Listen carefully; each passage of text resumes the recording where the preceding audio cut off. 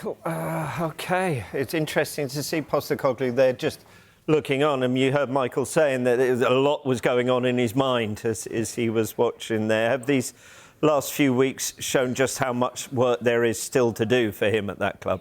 Yeah, absolutely. I mean, the last few weeks, it's not as if Spurs have been competitive. They've just been blown away for 4 games in a row. 4-0 defeat to Newcastle, 4-0 down at Anfield last weekend, 3-0 down in the North London derby.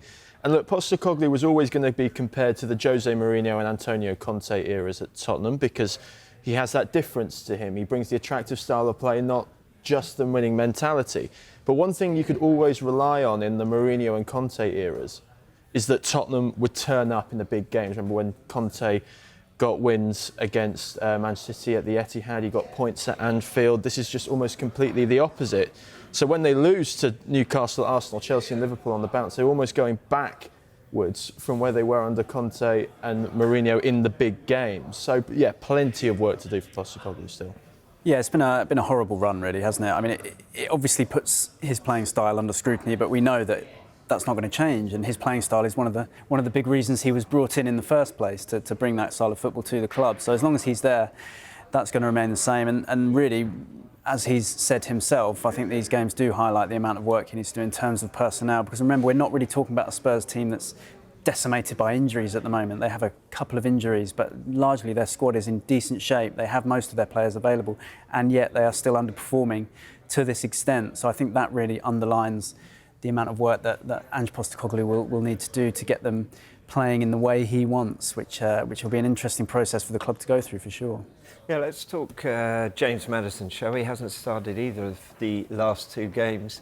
Is it no surprise that Spurs' drop-off has coincided with his poor form? Sam, you've been looking into this. Yeah, I've noticed a bit of a trend in James Maddison looking at the numbers, where he starts the season really, really strongly. And then his form almost falls off a cliff in the second half of the season. So at the start of the season, he looked like player of the season, got 3 goals and 5 assists in his first 9 games. But now he's in a situation where he was substituted for 9 games in a row before being dropped. And he's actually scored just once since the end of October. They compare it actually to Maddison's season last season with Leicester, where again, as you can see here, he scored 9 goals in his first 16 matches, then got 1 in his final 14. So the season before that was actually a little bit of an anomaly, where he actually improved in the second half of the season, but that's because he scored in his last 4 Premier League games. But then the 2 seasons before that, 2020 to 2021 and 2019 to 20, have actually fallen back into that same pattern of starting really, really well, and then his form just completely going off a cliff. Look, injuries, James Maddison has had plenty of injuries during his career, and that does have a part to play, but there is definitely a very clear pattern when it comes to Maddison and how his seasons sort of form. I think Leicester fans actually warned Tottenham fans about this, so it's a concern. Yeah. Fascinating. I wonder what that is. Ange has spoken about making changes, Nick, in the squad. Interestingly as well, after the Liverpool game, I think it was, he was talking about almost, around the club as well, the mentality around the club as well. Sounds familiar. Exactly what Antonio Conte was saying in that infamous post-match press conference. I think it was down at Southampton that time, wasn't it? Different manager, same theme. Yeah, and I think when we talk about change at a club, it's not just about the personnel, is it? I mean, that's a big factor, but I mean, there'll be changes behind the scenes. There'll be staff changes. I'm sure there's a constant need to evolve and improve, and that's true for every club. I think, not just Spurs. I mean, it's interesting in looking at the squad as it is now. I mean, where do they need to strengthen? I think there are probably 3 key areas in terms of the personnel. I mean, the left back one stands out for me. When Destiny Udogie doesn't play, they do tend to struggle. I think they've only won 2 of the games he hasn't started this season, so that's clearly an issue. They need more depth in that position. Then you look at central midfield.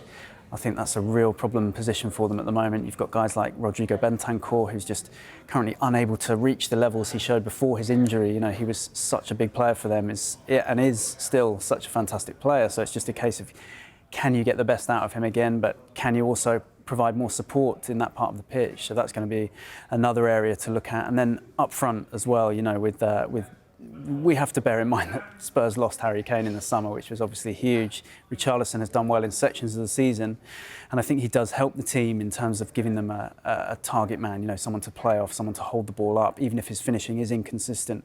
That said, they do need someone else there, don't they? They need more support centrally because, as Michael said earlier, I think Heung-min Son is more effective when he's out left. So those are the three key positions for me I think they need to address. And yeah, there are changes to make on and off the pitch probably for Spurs to get where Postecoglou wants them to be. Yeah, I think Spurs definitely need a number 6. I think what Man City and Arsenal have shown is that you cannot play this style of play without a Rodri or a Declan Rice. And you look at Yves Bissouma, I think he's quite disappointed in that central midfield role this season. I think people expected a lot more from him. I think Pierre-Emile Højbjerg, when he's come into that midfield, hasn't been much better, and I think Nick's right, does Son need that little bit more help? Obviously Richarlison had that nice purple patch in the middle of the season, but you look elsewhere, Dejan Kulusevski's got 6 goals, Brendan Johnson's got 5. These are in the Premier League. You're probably expecting a little bit more from those wide areas. I think the rest of it comes to depth. I mean, Emerson Royale, I was there at Stamford Bridge for the Chelsea game, was completely just dominated by Noni Madueke and Cole Palmer. I see you laughing there. No, I was just acknowledging your point. Acknowledging your point. Yeah, so yeah, that is just depth, making sure that when they do have these injuries, like Mickey van der Ven have had, like James Maddison have had, that they've got the people to step up. Yeah, so it is Burnley at home Saturday, as we heard Michael saying. And then it's that game against Manchester City Tuesday night. It evokes memories of when Tottenham went to Man United on the final day, with Arsenal also going for the title. I think it was back in '99. Tottenham scored first, and Tottenham fans go, "What are you doing? What are you doing?" Is it going to be that same sort of atmosphere in this one? I mean, it is a strange situation, isn't it? It is very strange, yeah. I mean, I'm going to be there covering the game, so I'm fascinated to see what the atmosphere is like, what the performance from Spurs is like. It's very, very interesting. As you mentioned, those parallels with '99 are impossible to ignore, aren't they? I mean, on the one hand, Spurs will want to finish on a high with it being their last home game. Certainly, Ange Postecoglou will want to put on a good show against Man City and after the recent results especially. But of course, for Spurs fans to get a result that potentially hands the title to Arsenal is a sickener. So it'll be interesting to see those two schools of thought collide and see what kind of atmosphere and performance we get. Yeah, it's not just that though, because obviously Manchester United are in a very similar situation this weekend. You know, if they beat Arsenal, then that gives City, their noisy neighbours, a better chance of getting the title. So, yeah, a lot of people have been talking about player integrity and whether, you know, players will want to get that win. The best thing I sort of see is it's fan integrity. Is that do you ever have a situation where you turn against your own team? I think this is a brilliant thing we're going to have in twice in 3 days at the end of the season.